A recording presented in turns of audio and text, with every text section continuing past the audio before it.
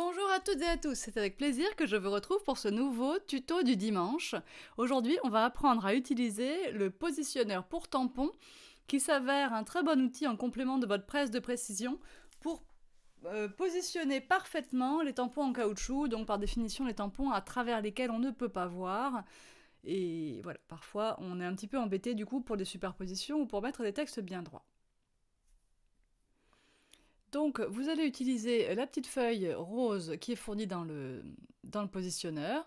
Vous allez bien la coincer dans l'angle du positionneur. Alors, peu importe quel angle, mais vous la mettez dans l'angle. Et vous posez aussi votre bloc acrylique de façon à ce qu'il soit bien lui aussi dans l'angle du positionneur. C'est très important. Vous avez donc fait votre impression ici, qui n'a pas du tout besoin d'être parfaite, et ça va vous permettre de positionner votre tampon là où vous en avez envie sur la feuille. Mettons que j'ai envie de le mettre de travers comme ça. Alors je mets un petit bout de scotch sur ma feuille, ça me permet d'être sûr qu'elle ne bouge pas. Et vous avez vu, j'ai replacé mon bloc exactement dans le coin du positionneur, et je peux même du coup retamponner une deuxième fois si le positionneur n'a pas bougé, alors je vais pouvoir replacer mon tamponnage exactement au même endroit. Vous voyez, si j'en veux un très précisément ici, bon, dans la vraie vie, on va pas faire ça, à mon avis, mais je peux le faire, il n'y a aucun problème, et je peux même repasser dessus tant que mon positionneur ne bouge pas et que je cale bien mon bloc acrylique dans le coin du positionneur. Alors, pas de problème. Donc la presse de précision, elle, vous permet de retamponner avec une grande précision par-dessus plusieurs fois d'affilée, ça c'est vraiment pratique, mais par contre elle ne vous permet pas forcément de bien vérifier la superposition des motifs ou si un texte va être vraiment parfaitement droit ou non. On peut trouver des astuces bien sûr, mais ça ne sera de toute façon pas équivalent à cette solution-là. Donc ces deux outils ne s'auto-remplacent pas, hein, ils sont bien parfaitement complémentaires l'un à l'autre, mais voilà. Si vous n'avez pas du tout de presse de précision, alors cet outil positionneur vous est parfaitement indispensable à mon avis. Si vous avez une presse de précision, vous verrez que vous trouverez quand même très souvent l'utilité de ce positionneur en complément de votre presse. Vous avez vu que j'ai tracé une ligne bien droite grâce à ma règle en T, et comme ça, mon texte, je suis sûre qu'il est aligné sur ce petit trait bien droit. J'en suis certaine. Alors ici, on va refaire la même chose pour que vous compreniez bien. J'ai pris un autre tampon, si je peux pas, j'ai scrap. Donc je positionne ma feuille rose dans le positionneur, je positionne le bloc bien dans le coin du positionneur, et comme ça, j'ai mon tamponnage. Je place exactement où j'en ai envie ma feuille rose parce que je vois mon tampon. Je mets mon positionneur sur le coin de la feuille rose. Je mets l'encre sur mon tampon et vous voyez que je commence par mettre du orange. J'enlève non pas le positionneur mais la feuille rose et hop, je fais mon tampon. Voilà. Je vais maintenant placer le tampon, le même, à tout petit peu décalé. Je remets mon positionneur et cette fois, je mets de l'encre noire sur mon tampon. Et hop! Et qu'est-ce que j'obtiens?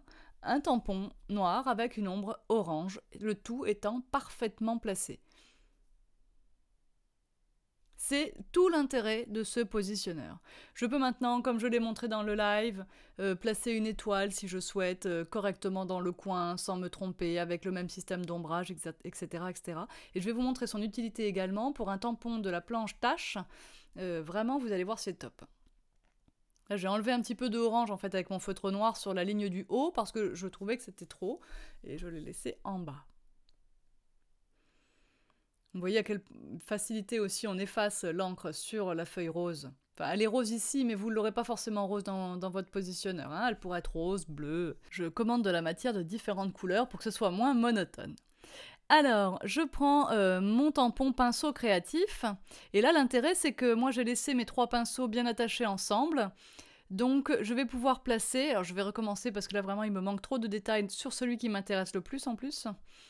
Je vais pouvoir placer comme ça, sans défaire mon groupe, le pinceau qui m'intéresse, c'est-à-dire le gros, avec le manche en bois.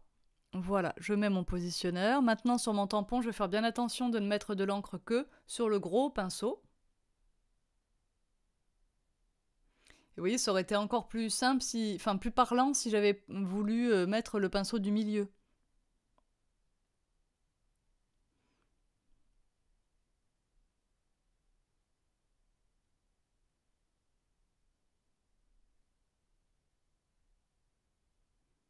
Donc, hop, mon positionneur est bien en place, j'enlève la feuille, je mets le tampon.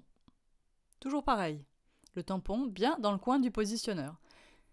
Alors pour moi, droitière, c'est cette position-là la plus simple, c'est-à-dire le mot tout en colle bien, écrit bien droit en haut, et le petit morceau qui redescend sur ma droite. Alors là, je pourrais décaler et refaire du orange, comme j'ai fait tout à l'heure. Donc j'accélère un petit peu la vidéo pour vous montrer avec le tampon tache ce que ça donne. Donc là, par exemple, je vais faire juste ces taches autour de mon encreur. Donc je fais attention à bien remettre mon tampon exactement comme j'avais mis sur le positionneur au départ. Voilà, et clac. J'ai bien toutes mes couleurs autour et je sais exactement que ça tombe bien. Vraiment, c'est le but. Je vais faire là-haut parce que je vous ai dit quand je vous ai montré cette planche au début qu'il y avait une tache qui s'accommodait parfaitement avec celle-ci.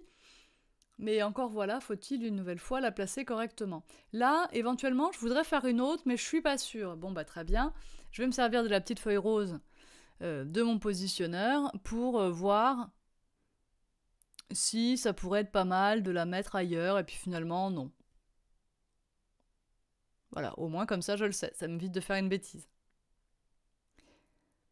Par contre, je vais essayer de mettre un peu de couleur, mais là, j'ai pas mis mon tampon dans le même sens que sur ma feuille positionneur au début. J'ai interverti un sens à un moment donné, et donc je peux plus me retrouver correctement. Voilà, je crois que je vais retrouver le bon sens. Comme ça. Tac. Et là, c'est bon, j'ai bien mes taches de peinture correctement qui sortent autour de mon pinceau. Je vais donc utiliser maintenant la forme de tache qui se complète avec celle-ci. Elle est un peu plus pleine, elle a des grosses éclaboussures, et celle-là, du coup, je vais la faire en rouge.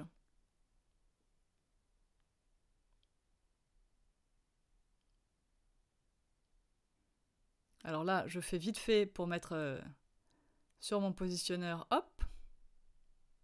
Je place, vous commencez à avoir le réflexe, hein, mais je préfère vous montrer plein de fois, comme ça je suis sûre. Voilà. Je remets l'encre, voilà. Et je replace mon tampon, et hop, je sais, parce que j'ai vu avant, qu'il va être bien placé. Et si je veux recommencer ce tampon exactement au même endroit, alors je peux le faire, sans problème. Alors ici, attention, j'ai tourné ma feuille rose, donc il faut falloir aussi que je tourne mon positionneur. Mon bloc acrylique, et ça, je ne l'ai pas fait là, voilà. Parfait. Il faut juste y penser, hein. Si on fait une rotation avec la feuille rose, il faut aussi faire la rotation avec le bloc acrylique. Hein. Vous voyez, c'est sympa comme tout quand même. J'en ai donc fini avec la présentation de ce petit outil qui va nous simplifier la vie avec nos tampons en caoutchouc à travers lesquels on ne peut pas s'assurer d'être bien positionné juste à l'œil nu. Donc bien sûr nous vous remontrerons cet outil régulièrement dans nos vidéos parce que ça fait longtemps que je dois le faire et voilà, maintenant qu'il est là on va pouvoir s'en servir. Si vous avez des questions, bien sûr, n'hésitez pas. Vous retrouverez cet outil dans la boutique en ligne, évidemment, et je vous mets le lien sur l'article du blog qui correspond à cette vidéo. Vous avez le lien vers cet article en dessous. Je vous dis à bientôt, bye bye!